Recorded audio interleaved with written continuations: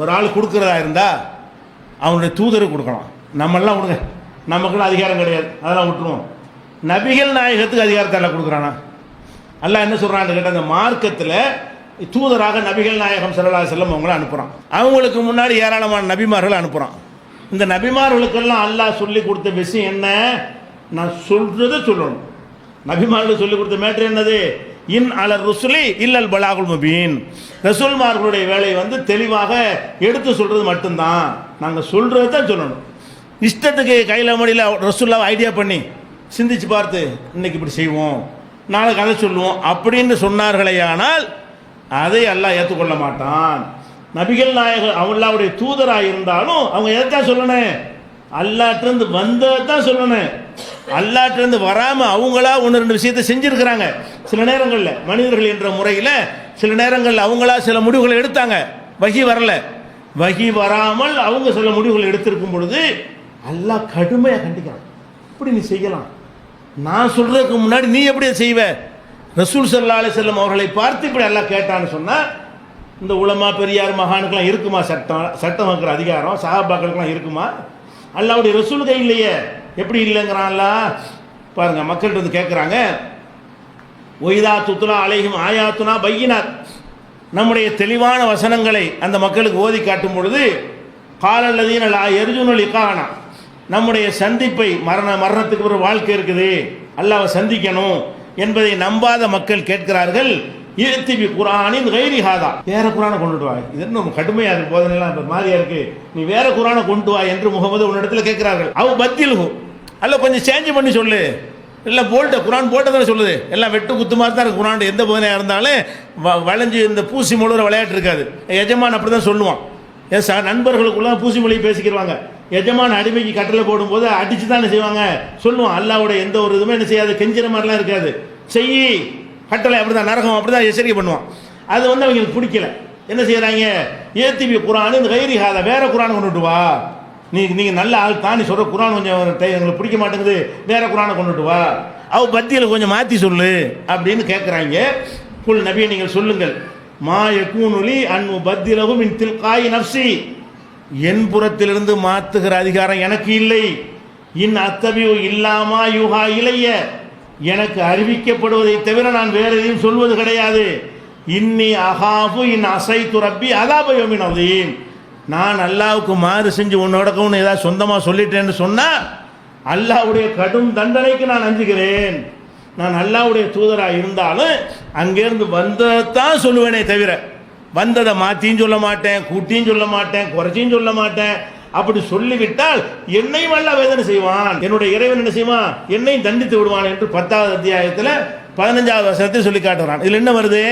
நபிகள் நாயகம் ஸல்லல்லாஹு அலைஹி வஸல்லம் அல்லாஹ்வுடைய தூதராக இருந்தாலும் வந்ததை தான் அவங்க சொல்லணும். அல்லாஹ்ட்டிருந்து என்ன செய்தி வருதோ அதைத்தான் அவங்க சொல்ல வேண்டும். அப்போ மற்றவனுக்கு அதிகாரம் இருக்குமா? இஸ்லாத்தின் ஆதாரம் வஹி மட்டும்தான்னா, நபிகள் நாயகத்துக்கு வஹி இல்லைன்னு 2 நாள் இருக்கு, பின்னாடி அதை விளக்குவோம். வஹியாக அவங்க சொன்னதான் மார்க்கமாகும், வஹி இல்லாத எதுவும் மார்க்கமாகாது என்பதற்கு தான் இந்த வசனம் ஆதாரமாக இருக்கிறது. அதே மாதிரி இன்னொரு இடத்துல எல்லாம் சொல்லி காட்டுகிறான். இது நபிகள் நாயகத்தின் வாழ்க்கையில் இருந்து ஒரு சம்பவம். என்ன சம்பவம்னா, அவங்க மனைவிமார்களுக்கு மத்தியில் அடிக்கடி சண்டைகள் நடக்கும். அதிகமான மனைவிகள் இருந்தாங்கன்னு சொன்னால் சண்டைகள்லாம் நடக்கும். அப்போ அவங்க ஒரு மனைவி வீட்டில் போய் என்ன செய்வாங்கன்னா, தேன் அருந்திட்டு வந்தாங்களா, வந்தோன்னு இன்னொரு மனைவி என்ன செய்கிறாங்கன்னு கேட்டால், 2 பேர் பிளான் பண்ணிக்கிறாங்க. தேன் குடிச்சிட்டு வர்றாங்க, நம்ம அதை தேனில் அருவருக்கத்தக்க ஒரு வாடை வருதுன்னு நம்ம சொல்லுவோம், அதோட அவங்க தேனை விட்டுருவாங்க, அந்த பக்கம் போகவே மாட்டாங்க அப்படின்னு நினைத்து கொண்டு ரசூலுல்லாஹ் வந்தவுடனே, உங்கள்கிட்ட இந்த மகாபீருங்கிற ஒரு துர்வாடை வருகிறது அப்படிங்கிறாங்க. ரசூலுல்லாஹ் நினைச்சிட்டாங்க, அப்போ தேனில் தான் இந்த வாடை வருது போல இருக்கு, நம்ம தேனை தானே சாப்பிட்டு வந்தோம், நம்மள்ட்ட இந்த வாடை வருதுன்னு சொல்கிறாங்களே அப்படின்னு சொல்லிட்டு, இன்னையிலேருந்து தேனை ஹராம், தேனை தொட மாட்டேனே அப்படின்ட்டாங்க. மனைவிட்டு ஏற்பட்ட ஒரு பஞ்சாயத்துக்காக வேண்டி தேனை என்ன செஞ்சிட்டாங்க, ஹராம் ஆக்கிட்டாங்க. அல்ல, இது சின்ன குடும்ப விஷயம். மனைவி சண்டையில் தேனை சாப்பிட மாட்டேங்கிற விஷயம் வேறு. அப்போ இதை கூட எல்லாம் பிடிக்கல. இது எப்படின்னு சொல்லலாம், தேனை நான் ஹலால் ஆக்கியிருக்கிறேன், நீ பிடிக்கல திங்காமல் இருந்துட்டு போ, ஹராமாக்கு நீ யாரு? அல்ல எப்படி கேட்குறான்?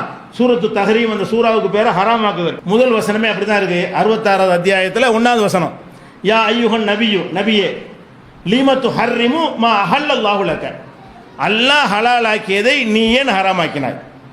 தேனை வந்து நான் ஹலால் ஆக்கியிருக்கேனா இல்லையா? குர்ஆன்ல தேனை பற்றி சொல்கிறானா இல்லையா? தேனீக்கள் தேனி 16வது சூறா இருக்கிறது, அதில் தேனி இருக்கிறது. யஹ்ருஜு மின் புத்தூனிஹா ஷராபுன், அது முக்தலிஃபின் அல்வான பல நிறங்களை கொண்ட வானம் அதில் உருவாகிறது. ஃபீஹி ஷிஃபாஉல் லின்னாஸ், அது மனிதர்களுக்கு நிவாரணம், நோய் நிவாரணம் இருக்கிறது என்றெல்லாம் தேனை பற்றி அல்லாஹ் புகழ்ந்து சொல்கிறான். அப்போ தேன் ஒரு நல்ல உணவுப் பொருள் என்று அல்லாஹ் ஹலாலாக்கி இருக்கும் பொழுது நபிகள் நாயகம் ஸல்லல்லாஹு அலைஹி வஸல்லம் ஒரு சொந்த மேட்டருக்காக வேண்டி இன்னுமே தேனை தொடமாட்டேன்னுட்டாங்க, தேனை ஹராமாக்கிட்டேன்ட்டாங்க. அல்லாஹ் என்ன செய்கிறான்? யா ஐயுஹன் நபி, நபியே லிம துஹர்ரிமு, நீ ஏன் ஹராம் ஆக்குகிறாய்? மா அஹல்லல்லாஹு லக்க, அல்லாஹ் உனக்கு ஹலாலாக்கியதை தபுத்தகை மர்லாத் அஸ்வாஜிக்க, உன் மனைவிமார்களை திருப்திப்படுத்துவதற்காக வேண்டி நீ எப்படி ஹராமாக்கலாம் என்று கண்டிக்கிறான். அப்போ நபிகள் நாயகம் ஸல்லல்லாஹு அலைஹி வஸல்லம் அவர்களுக்கு இந்த தேனை பிடிக்க ஒரு பிரச்சனையினால் வெறுப்பு ஏற்படுகிறது. அதனால் அவங்க ஹராம் என்று அறிவிக்கிறாங்க. இதை சாதாரணமாக விட்டுட்டு போயிடலாமா இல்லையா? இதை கோவத்தில் சொல்லிட்டு போயிட்டாங்கன்னு அல்லாஹ்வுடைய அதிகாரத்தை கவனிக்கிறோம். அல்லாஹ் இதுதான் கவனிக்கும். என்ன மேட்டரை பார்க்குறான்? நம்ம வேலையில் இது ஹராம் ஆக்குறது, நம்ம வேலையில் இது இவர் எப்படி இருப்பார்? நான் தூதரை நியமிச்சா அந்த அதிகாரம் இவருக்கு வந்துருமா? நான் சொன்னது தானே இவர் சொல்லணும். நான் ஹலால்னு ஒன்று சொல்லியிருக்கும்போது எப்படி ஹராம்டார்னா, நீங்கள் நாங்கள் சொல்கிறதெல்லாம் ஹராம்னா ஹராம் ஆயிராது. அல்லாஹ்வுடைய ரசூல் ஒன்று ஹராம்னா ஹராம் ஆயிருமா இல்லையா? அப்போ ஹராம்னு மக்கள் புரிஞ்சுக்கிட்டாங்கன்னா தீனை மாறி போயிடும். அதுக்காக வேண்டி அல்லாஹ் வந்து இதை கண்டிக்கிற ரசூலாக இருந்தால் கூட அதுக்கு இடம் கிடையாது. எது கிடையாது? வஹி வந்ததுக்கு மாற்றமாகவோ வஹி இல்லாத முடிவெடுப்பவோ நபிகள் நாயகத்துக்கு அதிகாரம் கிடையாதுன்னு சொன்னால் மற்றவங்களுக்கு எப்படி இருக்கும்? பெரியார் மகான சஹாபிக்கெல்லாம் எப்படி மார்க்கம் சொல்கிற அதிகாரம் வரும்? யோசிச்சு பாருங்கள். இது ஒரு விஷயம். அதே மாதிரி வந்து நபிகள் நாயகம் ஸல்லல்லாஹு அலைஹி வஸல்லம் நெருக்கடியான காலத்தில் யுத்தங்கள் அடிக்கடி சந்திச்சுட்டு இருந்தாங்க. அப்போ யுத்தங்களுக்கு போகும்போது என்ன செய்வாங்கன்னு கேட்டால், சில ஆளுக்கு முன்னாடி வந்து என்ன செய்வாங்க, முனாஃபிக்குகள்லாம் வயிற்று வலிக்குது, தலை வலிக்குது, அது இது இருக்குது, ஏதாவது சொல்லி வரமாட்டோங்கிறதுக்கு ஒரு காரணம் சொல்லுவாங்க. ரசூல் ஸல்லல்லாஹு அலைஹி வஸல்லம் செஞ்சாங்க, கேட்க சரி போங்கடா வராதெல்லாம் போன்னு அனுப்பி விட்டாங்க. அல்லாஹ் என்ன செய்யணும்? அதை கண்டிக்கிறான். நீ எப்படி ஏன்ட்டில் கேட்கணும்? யார் இந்த கேட்குறாங்க, பர்மிஷன் கொடுக்கவா வேணாமா? நீ ஏன்ட்டில் கேட்கணும். அல்லாஹ் கேட்குறான் பாரு 9வது அத்தியாயத்தில் 43 வசனத்தில், அஃபல்லாஹு அன்க, நீ செஞ்ச தப்பை நான் மன்னிச்சிட்டேன். முதல்ல தப்பை மன்னிச்சிட்டேன்றான் அல்லாஹ். நீ செஞ்ச தப்பு தான், இனிமேல் செய்யாத, மன்னிச்சிட்டேன். லிம அதின் தலைவன், நீ எப்படி அவங்களுக்கு பர்மிஷன் கொடுத்த? ஹத்தா எத்த பையன கல்லதீன சதக்கு தாளமல் காதிபின், பொய் சொல்கிறவன் யார், உண்மையாளர் யாருன்னு கண்டுபிடிக்காத வரைக்கும் நீ எப்படி அனுமதி கொடுத்த? அவன் பாட்டு பொய் சொல்லிட்டு வைத்த வழிங்கிறான், நீ பாட்டு விட்டுற, வந்துதான் ஆகணும்னு சொல்லு. அப்போ தான் அவங்க எல்லாம் கரெக்டானவன் யாரும் முனாஃபிக்கான்னு உனக்கு தெரியும். நீ பாட்டுக்கு போர் நேரத்தில் செலவு கட்டவன செலவு கொடுத்தீன்னு சொன்னால் ஏமாத்திட்டு போயிடுவான். அப்போ உண்மையாளர்களையும் பொய்யர்களையும் பிரித்தறிவதாக இருந்தால் இந்த போருக்கு எவன்லாம் வர்றானோ அவன்லாம் உண்மையாளன். நெருக்கடியான நேரத்தில் யார் போருக்கு வராமல் ஒளிஞ்சு கொள்றானோ அவன்லாம் பொய்யன்னு கண்டுபிடிக்கணுமா இல்லையா? நீ பர்மிஷன் கொடுத்தா அப்படி கண்டுபிடிக்கிறது, நான் தான் பர்மிஷன் வாங்கிட்டேனேமான அப்படின்னு சொல்லி அல்லாஹ் என்ன செய்யறான்னு கேட்டால், நீ செஞ்ச மெத்தடு தப்பு, நீ அப்படி செஞ்சிருக்க கூடாது, நீ அனுமதி கொடுத்துருக்க கூடாது, இருந்தாலும் உன்னை மன்னிச்சிட்டேன், இனிமேல் செய்யாதுன்னு அர்த்தம். இனிமேல் இந்த மாதிரி செய்யக்கூடாது, நீ செஞ்ச தவறு சின்ன ஒரு விஷயம், நான் போருக்கு போகாமல் இருக்க எனக்கு ஒரு பர்மிஷன் தாங்கன்னு கேட்டால் அல்லாஹ்வுடைய தூதருங்கிற முறையில், ஜனாதிபதிங்கிற முறையில், தளபதிங்கிற முறையில் பர்மிஷன் கொடுத்தா நம்ம பார்வையில் குற்றம் இல்லது, ரசூலுல்லாஹ் செஞ்சது. ஆனால் அல்லாஹ் அதையும் குற்றம் போகிறான். எப்படி நீ தூதர், நான் என்கிட்ட வகி செய்து உனக்கு வந்துக்கிட்டு இருக்குது, வகி இல்லாத மனுஷனா நீ? மற்ற மனிதர்கள் இப்படி செஞ்சுட்டு போயிடலாம். என்னிடத்தில் வகி தொடர்பு இருக்கிற ஒரு ஆள் வந்து ஒரு முடிவு எடுக்கிறதா இருந்தால் என்கிட்ட என்ன செய்தி வருதுன்னு பார்க்கணும், வெயிட் பண்ணணும், நீ எப்படி செஞ்சேன்னு கேட்குற அளவுக்கு அல்லாத கடும் பிரச்சனையாக கேட்குறான், விட்டு கொடுக்க மாட்டேங்கிறான். அதே மாதிரி ஒரு யுத்தத்தில் என்ன செய்கிறாங்கன்னா, கைதிகள்லாம் பிடிக்கப்படுறாங்க. கடுமையான எதிரிகள் வந்து சண்டைக்கு வரக்கூடிய நேரத்தில் கைதிகளை பிடிக்கப்படுறவங்கள அதை வந்து 2 விதமாக கையாளுவாங்க. எப்படி கையாளுவாங்கன்னா, அந்த கைதிகளை பிரித்து கொடுக்குறது. எதிரிகள் தோற்று போன பிறகு கைதிகள்லாம் பிடிச்ச ஆளாளுக்கு நீ 2 கைதி வச்சுக்க, நீங்கள் 2 கைதி வச்சுக்கன்னு பிரித்து கொடுப்பாங்க. இது ஒரு மரபு இருந்துச்சு. சில நேரத்தில் என்ன செய்வாங்க, கொண்டு விடுவாங்க. கைதிகளை பிடித்தப்பட்டவர்கள் என்ன செய்வாங்க, கொலை பண்ணிடுவாங்க. அது எப்படி செய்வாங்கன்னு கேட்டால், ரொம்ப நெருக்கடியான எதிரிகளுடைய தொல்லை ஜாஸ்தியாக இருந்துச்சுன்னு சொன்னால் இவங்களுக்கு விடுதலை செஞ்சோம்னா நாளைக்கு படை வருவான். விடுதலை செய்தால் படை திரட்டிட்டு மறு சண்டைக்கு நம்ம தயாராகணும். அப்படியான வங்காபிர்களாக இருப்பார்களே ஆனால் அவங்களெல்லாம் முடிச்சிடணும். எதிரிகளை வந்து வச்சிருந்தோம்னா நாளைக்கு இவங்களோட திருப்பி சண்டை போட்டுட்டு இருக்கணும் அப்படிங்கிற ஒரு நிலையில் ஒரு முடிவு எடுப்பாங்க. சில நேரங்களில் அவன் ரூபாயை கொடுத்துட்டு மீட்டிட்டு போ, உன் குடும்பத்தார வர சொல்லு, ஆளுக்கு 10 லட்ச ரூபா கொடுத்துட்டு போ, திருப்பி கூட்டிகிட்டு போ, இந்த மாதிரியான முறையில் என்ன செய்வாங்க, விடுவிப்பாங்க. அல்லது கைதிகளாக வச்சுக்கிறாங்க. பலவிதமான முடிவு எடுப்பாங்க. ஒரு போரில் நபிகள் நாயகம் ஸல்லல்லாஹு என்ன செய்கிறாங்கன்னு கேட்டால், இந்த கைதிகளை வந்து கொல்லணும்னு சொல்லி அபூபக்கர் உமர்லாம் சொல்கிறாங்க. விடக்கூடாது. இவங்களை விட்டால் என்ன செய்வாங்க, சும்மா வம்பு சண்டைக்கு வந்திருக்கிறாங்க, வந்த இடத்துல இவ்வளோ பெரிய சேதத்தை நமக்கு ஏற்படுத்தியிருக்காங்க, நம்ம செல் இவ்வளோ பேர் இறந்துருக்குறோம், இவனை அனுப்பி விட்டோம்னா நாளைக்கு இதே மாதிரி தயார்படுத்திட்டு வருவான்னு சொல்லி மறுக்கிறாங்க. ரசூலுல்லாஹ் இறக்கப்பட்டு நினைச்சிட்டாங்க, போங்களாண்ட பணத்தை கொடுத்து விடுதலையாகி போங்கடான்னு சொல்லிட்டாங்க. அப்போ அல்லாஹ் என்ன செய்கிறார், கண்டிக்கிறான். மாக்கான லின் நபி ஐயக்கூனு வஸ்ரா, நபிக்கு கைதிகளை வைத்துக் கொள்கிற உரிமை கிடையாது. ஹத்தா யுஸ்ஹின ஃபில்லர், பூமியில் வலிமையை உண்டாக்கி கொள்கிற வரைக்கும், நல்ல வலுவாய்க்க, இவங்க போயிட்டு திருப்பிக்கிட்டு வந்தால் நம்மளை அசைக்க முடியாது அப்படின்னு பலமாக நம்ம ஆயிட்டோம்னு சொன்னால் விட்டுடலாம். நம்ம ஒரு பெரிய சக்தியாக இருக்கும் பொழுது சண்டைக்கு வந்தான்னு வைங்களேன், இவன் போய் 100 பேரை திரட்டிட்டு வந்தால் நம்மளை ஜெயிக்க முடியாது அப்படின்னு ஒரு வலுவான சாம்ராஜ்யம் உருவாகிற வரைக்கும் கைதிகளாக வைத்துக் கொள்ளக்கூடாது. இது தப்பு. துரிதுன் அருள துன்யா, துன்யாவுடைய சாதனத்தை நீங்கள் விரும்புகிறீர்கள். ஆளுக்கு 2 கைதியை வச்சுக்கிட்டா லாபம் தானே, வீட்டு வேலைக்கெல்லாம் யூஸ் ஆவாங்கல்ல, அப்படின்னு நீங்கள் விரும்புகிறீங்க. வல்லாஹு யுரீதுல் ஆஹிரா, அல்லாஹ் ஆகிரத்தை விரும்புகிறான், அதனால கவனமாக இருந்து சொல்லிட்டு, லவ்லா கிதாபு மினல்லாஹி சபக, அல்லாவிடமிருந்து ஏற்கனவே உங்களை மன்னித்து விட்டதாக ஒரு எழுத்துமான விதி இல்லாமல் இருந்தால் லமஸ்ஸக்கும் ஃபீமா அகத்தும் அதாபுன் அதீம், நீங்கள் இந்த கைதிகளை சரியான முறையில் தண்டிக்காமல் விட்டதற்காக கடும் தண்டனை உங்களுக்கு ஏற்பட்டிருக்கும். கைதிகளை பிடிக்கிறீங்க, நீங்களே பலவீனமாக இருக்கிறீங்க, உன்னை இஸ்லாமிய சாம்ராஜ்யம் உறுதியாக ஆகலை, இந்த நேரத்தில் எதிரிகளை விட்டு திருப்பி அவனை சண்டைக்கு வர்றதுக்கு விட்டீங்கன்னு சொன்னால் பெரிய குற்றம்.